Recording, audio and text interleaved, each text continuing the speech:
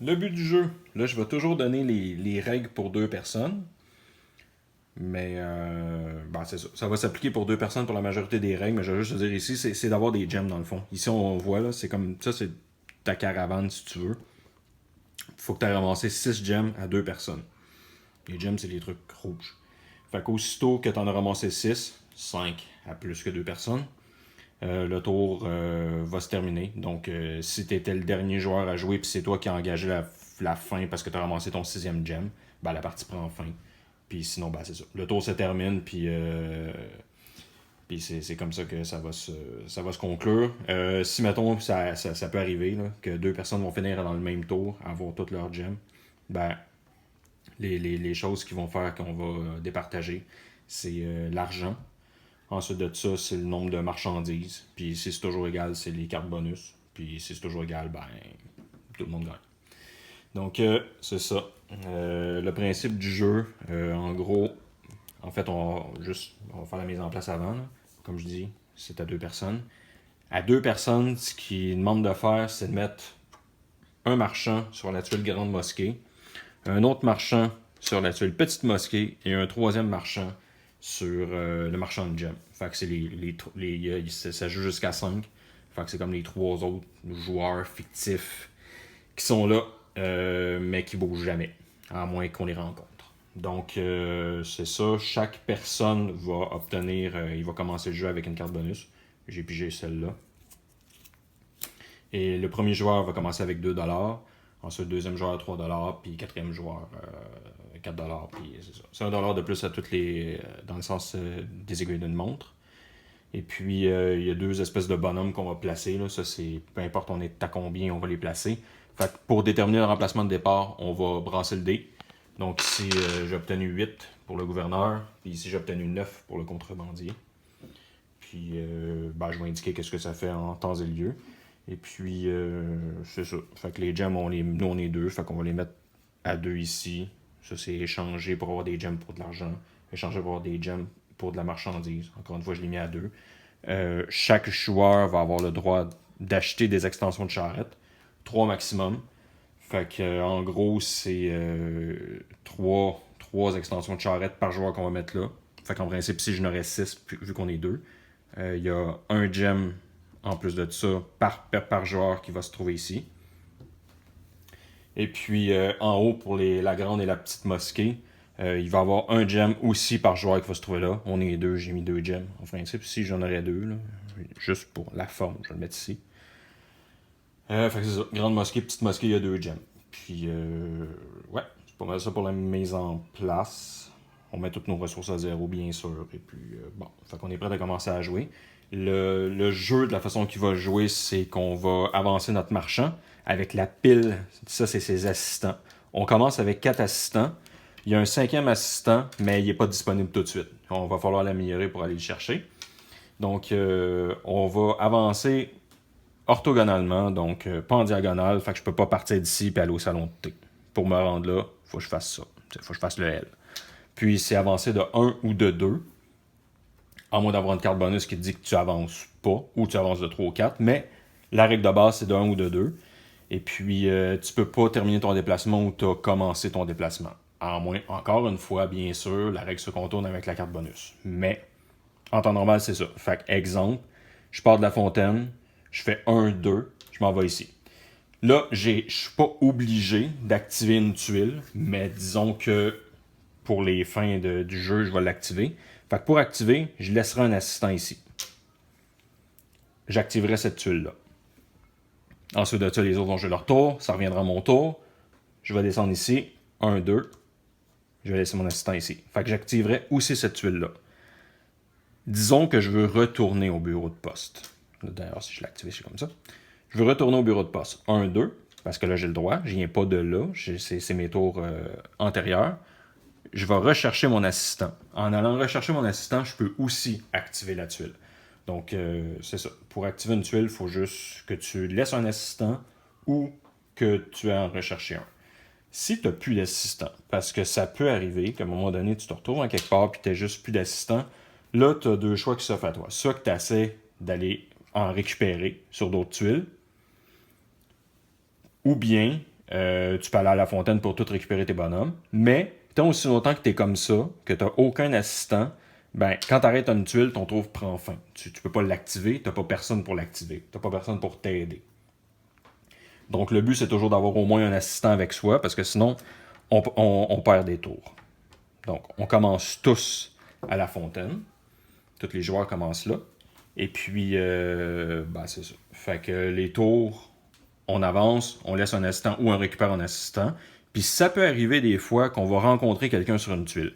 Exemple, ici, à la petite mosquée, je vois il y a un autre marchand.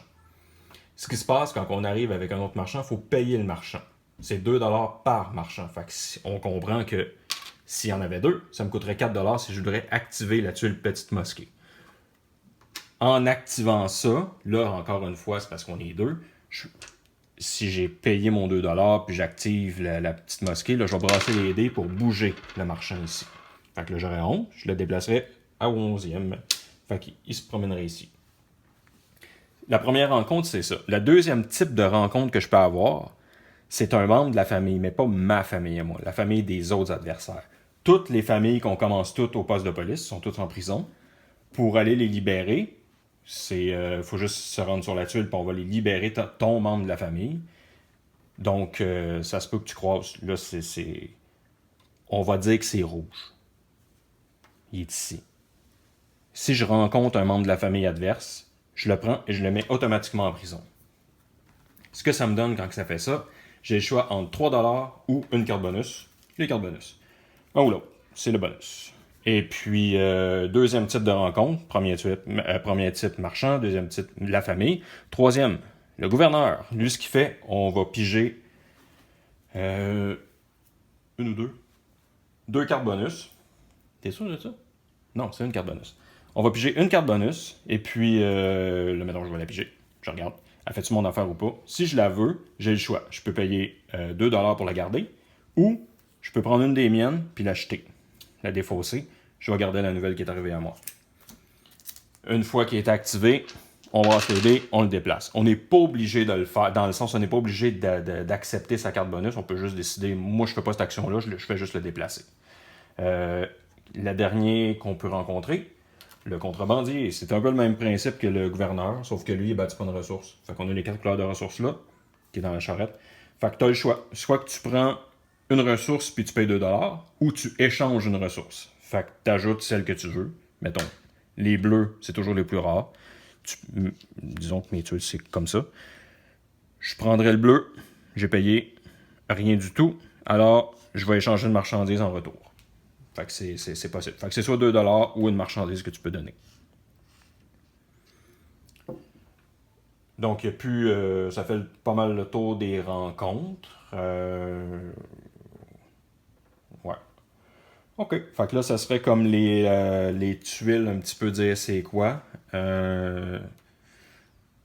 Ici, tout d'abord, on a la grande mosquée. Dans le fond, ces deux-là, ils vont ensemble. Là. La grande mosquée et la petite mosquée, c'est des améliorations. Ça change les règles, si on veut. Fait que je disais, le cinquième assistant, il est là. Fait que si tu achètes cette amélioration-là, ton cinquième assistant qui s'en va se glisser automatiquement en dessous de ta pile de marchands. La deuxième amélioration qui est ici, c'est que pour 2$, tu peux prendre une fois par tour. Pour 2$, tu peux prendre un assistant qui se trouve n'importe où puis le glisser en dessous de ta pile.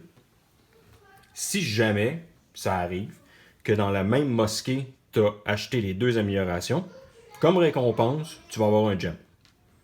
Fait que ça fait déjà 1 sur 6 d'avoir été cherché. L'autre côté, la petite mosquée, celui-là, c'est pour rebrasser les 2 dés ou bien changer la face d'un dé pour un 4. Donc, c'est un ou l'autre, puis c'est encore une fois par tour. Et puis celui-là, c'est comme dans des entrepôts pour aller chercher des marchandises. Bon, ben en plus de remplir tes marchandises au maximum, la marchandise, disons celle-là pour les vertes, ben tu vas prendre une marchandise au choix pour 2$. Encore une fois, c'est pas obligatoire, tu peux le faire ou tu peux ne pas le faire, si tu as la tuile. Puis encore une fois, si tu réussis à aller chercher les deux, un autre gem pour toi. Là, comment qu'on les achète, ces trucs-là? Là, on voit, disons ici, là, le premier, encore, ok, on est à 2. Fait en principe, ici j'ai 2 logos. Ici, j'aurai une tuile qui a 3 logos. Et j'ai une tuile qui a 5 logos. On les enlève parce qu'à 2, on a les 2 et les 4. Donc, la première tuile coûte 2. Mais ça coûte pas 2. C'est le nombre de marchandises qui doit se trouver dans ta caravane. Fait que comme là, j'en ai 0. Là, j'en ai 1 dans ma caravane. Là, j'en ai 2. J'en ai 2, je pourrais l'acheter. Ça me coûte 1 bleu pour l'acheter. D'où la petite flèche qui est là. Même principe pour elle, parce qu'une fois qu'elle est achetée, on ne peut pas en acheter une deuxième. Pour la deuxième personne, ça y prendrait 4 marchandises dans sa caravane. Fait qu'on voit ici qu'il en manque. Ça prendrait des extensions. Je parle un petit peu plus tard c'est quoi. Mais ça coûte quand même juste une pour l'acheter. Fait que c'est le même principe pour les 3 autres. C'est juste la couleur de la ressource qui va changer. Ici, on a le bureau de poste. Fait que le bureau de poste, quand tu arrives là et que tu actives l'action du bureau de poste, ben, tu prends ce qui est visible. Fait qu'en ce moment, on voit bien que c'est une verte puis une jaune puis 2 $. Une fois que tu as activé ça, le petit marqueur le plus à gauche va descendre. La prochaine personne qui va activer ça va prendre ce qu'il y a disponible encore une fois. Fait que rouge, jaune, 2 $, ainsi de suite, jusqu'à un jour où ça va être comme ça. La prochaine personne qui va l'activer va prendre un rouge, un bleu et 4 $. Et aussitôt qu'il est activé, tout remonte. Fait qu'on recommence la roue, puis ainsi de suite. Les entrepôts, il y en a 3. Là. C'est assez simple. Fait que tu mets tes marchandises au maximum. Fait que ici, on commence avec 2. Si tu as des extensions jusqu'au bout, tu peux avoir 5 marchandises au maximum. Fait que, disons ça, c'est les rouges. Bon, j'amènerai mon marqueur rouge au maximum. Fait que jusqu'ici. Là, c'est dans le vide, là, mais on comprend le principe. Fait qu'il y a elle qui est pareil, qui est pour les marchandises vertes. Et il y a elle qui est pareil pour les marchandises jaunes. Le poste de police que tu fais là, tu vas aller libérer ton membre de ta famille. Fait que c'est comme une action. En gros, tu n'as pas besoin d'avoir ton marchand à l'autre tuile pour l'activer. C'est comme un gars qui vole. Fait que ce que ça fait, c'est quand tu amènes ton marchand là puis tu actives le poste de police, tu vas prendre ton membre de la famille qui se trouve au poste de police. S'il n'est pas au poste de police, tu ne peux pas faire l'action. Tu vas le prendre, puis tu vas aller le porter sur une tuile quelconque. N'importe quelle, puis ça fait que tu vas activer cette tuile-là. Les rencontres n'existent pas avec tes membres de ta famille. Comme on voit ici, le marchand de gemmes, on se rappelle qu'en principe, si je voulais activer cette tuile-là, ça m'aurait coûté 2 $. C'est un membre de la famille, je l'active et ça ne me coûte pas 2 $. L'autre personne peut ensuite jouer, puis les autres joueurs peuvent reprendre ton membre de police, membre de la famille, et le ramener au poste de police. Il y a une tuile bonus qui te permet d'amener toi-même ton membre de la famille en prison, mais tu sais, si t'es un good guy, en principe, dans le jeu normal, t'es pas supposé d'amener tu peux pas amener ta famille au poste de police, à moins d'avoir cette carte-là. La fontaine, c'est aussi une autre place qu'il n'y a pas de rencontre qui se produit là. Dans le sens, oui, il y a ces rencontres-là, mais les rencontres avec les autres marchands, ça se produit pas. Fait que la fontaine, c'est comme une place neutre. Fait que tu payes pas, tout le monde peut se trouver là, puis that's it. Puis ce que ça fait, c'est que tu ramènes tous tes jetons assistants puis tu les remets en dessous de ton bonhomme. Je dis tout, tu peux en ramener un ou deux, là, mais en temps normal, tu les ramènerais toutes. L'entrepôt d'épée, je l'ai fait. Le marché noir. Fait que lui, quand tu arrives là, tu vas prendre soit une marchandise rouge, verte ou jaune. Fait qu'une de ces trois-là. Plus peut-être, si tu es chanceux, une marchandise bleue. Fait que ce que ça dit, c'est plus un roulement de dés. Puis dépendamment de ta valeur que tu vas obtenir. Hop, comme là, j'en aurais pas, parce que j'ai 6. Ce que je pourrais faire, ce qui serait intelligent de faire des fois, c'est justement d'aller chercher l'amélioration qui est là, parce que ça s'applique ici, non le champ. Ça s'applique ici. Fait que je pourrais prendre ça puis l'amener en 4. On se rappelle l'amélioration. Là, j'aurais 7, je pourrais aller en chercher un. Ou bien, je pourrais aussi pas décider de reprendre mes dés puis de les rebrasser une autre fois puis d'espérer. Ah, ouais, regarde, j'ai eu 9. Fait que là, en principe, j'en prendrais 2. Fait que cette tuile-là m'aurait permis de ramasser soit celle-là ou celle-là, plus 2 bleus. Les bleus, c'est les plus rares, puis c'est ceux qui valent, si on veut, dans le jeu, un peu plus. Cette tuile-là est bizarre, c'est la défausse, en gros. Mais quand tu joues une carte bonus, peu importe qui joue une carte bonus, on va la mettre dans défausse, face visible. Chaque carte bonus va être jouée par-dessus celle-là. Cette tuile-là me permet de ramasser 2 cartes bonus, soit visibles, ou soit dans la défausse, dans la pioche. Fait que je peux en prendre 2 visibles. Je les choisis pas, là. Je prends ce que sur le dessus. 2 visibles, 2 qui est dans la pioche, ou un de chaque. Je regarde les 2 cartes, puis l'autre que j'utilise pas, je vais la mettre dans la défausse. Fait que sur 2, j'en garde une. Ici, tu as un petit marché. Ces 2 tuiles-là sont vraiment semblables. C'est juste que lui, il y a comme plus de bleu. Là. Mais en gros, c'est d'échanger des marchandises que tu as dans ta caravane pour de l'argent. Fait que tu peux échanger une marchandise, 2, 3, 4 ou toutes les marchandises là-dedans. Puis ça va donner de l'argent correspondant. Fait que si, mettons, je réussis à satisfaire la demande pour 3 marchandises, j'aurai 9 $. Puis une fois que c'est fait, peu importe que c'est tout fait ou pas, tu vas la remplacer par la prochaine. Puis c'est le même principe ici pour le grand marché. on remarque que ça donne plus d'argent au bout. Mais comme je disais, il y a plus de bleu, puis c'est le même principe. Fait que tu remplis la demande, puis tu flippes la tuile. Le salon de thé, on va donner une valeur. Encore une fois, on voit le petit logo ici. C'est avec les dés. Fait qu'on va dire une valeur de 3 à 12 de dés qu'on pense être capable d'avoir. Fait que, mettons, je dis 7. Fait que le but, c'est d'avoir de mes dés au moins 7. Si j'ai pas au moins 7, je vais juste m'en faire 2$. Mais si j'ai 7 ou plus, je vais faire 7$. Ce qui veut dire que si je roule un 10, comme là je roule un 9, j'ai 17, je ferai 7$. Je peux dire, si je me sens vraiment willing, je dis, je vais faire un 12. Puis mettons que je l'ai, ben je ferai 12$. Fait que c'est une belle façon de faire de l'argent. Le palais du sultan puis le marchand de gemmes, ça c'est pour aller te chercher des gemmes. La différence, c'est que lui, si tu le paies en marchandises, puis lui, tu le paies en argent. Fait que c'est la valeur qui est juste avant le gem que va falloir que tu débourses. Fait que comme lui, ça coûterait 15$ pour aller chercher le gem là. Une fois qu'il est acheté, le prochain coûterait 16$. De l'autre côté, le palais du sultan, ben, c'est toutes les marchandises qui sont volées plus. Fait que c'est une marchandise de chaque, plus une de ton choix, des 4 couleurs. Quand elle est partie, le prochain d'après, ça coûte ça pour l'acheter. Donc 2 bleus, une des 3 autres couleurs, plus une de ton choix, et ainsi de suite. Fait que plus tu vas loin, plus ça coûte cher. Puis le dernier qui reste à parler, c'était le fabricant de charrette. Donc là, en gros, ça te coûte 7$. Tu prends une extension de charrette et tu vas la porter ici. Donc, ça te fait en sorte que tu vas avoir plus de marchandises. Plus de marchandises, c'est plus facile d'aller répondre aux demandes. Ça va être plus pratique si tu vas chercher des améliorations en petite mosquée ou à la grande mosquée. Et puis, ce qui est le fun, c'est quand tu vas aller chercher tes trois améliorations, tu les places à toutes les fois. Il faut que tu payes ton 7$. Quand tu as tes 3 améliorations, tu as un gem de plus. Donc, c'est la dernière façon d'aller chercher des gems. Donc, un recap. Marchand de gems, le palais de sultan, tu vas chercher des gems. Ton fabricant de charrette, tu achètes toutes tes extensions, tu as tes gems. Puis, les deux upgrades qui sont dans la petite mosquée, si tu les as, tu vas te faire un gem. Et les 2 upgrades qui sont dans la grande mosquée, si tu les as, tu te fais un gem.